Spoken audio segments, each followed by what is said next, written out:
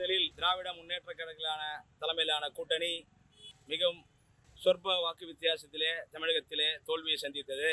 ஆனாலும் இருந்தாலும் மக்கள் தீர்ப்பு, மகேசன் தீர்ப்பு என்ற அடிப்படையில் தமிழகத்தில் பாஜக காலூன்றை விடக்கூடாது என்று இளம் தலைவர் ராகுல் காந்தியின் மக்கள் தீர்ப்புக்கு தலைவணங்கி தமிழக வெற்றி கழகத்திற்கு இளம் தலைவர் ராகுல் காந்தி அவர்கள் நிபந்தனையற்ற ஆதரவை தெரிவித்தார். அதைத் தொடர்ந்து இடதுசாரிகளும் விடுதலை சிறுத்தைகள் கட்சியும் இந்திய யூனியன் முஸ்லீம் லீக் கட்சியினரும் தமிழக வெற்றி கழகத்துக்கு ஆதரவளித்தனர். அந்த ஆதரவு அளித்ததன் அடிப்படையில் மாண்புமிகு தமிழக முதல்வர் திரு ஜோசப் விஜய் அவர்கள் ஆட்சியிலும் பங்கு, அதிகாரத்திலும் பங்கு, மத்தியிலே கூட்டாட்சி, மாநிலத்திலும் கூட்டாட்சி என்ற அடிப்படையில் அனைத்து தோழமை கட்சிகளுக்கு ஆட்சியில் பங்கும் அதிகாரத்தில் பங்கும் என்ற அடிப்படையிலே மந்திரி சபை உருவாக்கத்திலே அனைத்து கட்சியினருக்கும் மந்திரி சபை பிரித்து கொடுத்ததை பொறுக்க முடியாத திராவிட முன்னேற்ற கழகம்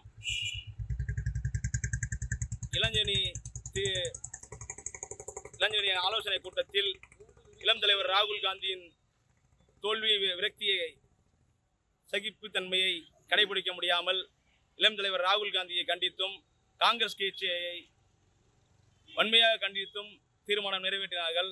இந்த தீர்மானத்தை மயிலாடுதுறை மாவட்ட காங்கிரஸ் கமிட்டியின் சார்பில் தீர்மானத்துக்கு எதிராக தீர்மானத்தின் நகலை கிழித்தெறிந்து தீயிட்டு கொளுத்தியும் எங்களது கண்டனத்தை பதிவு செய்தோம்.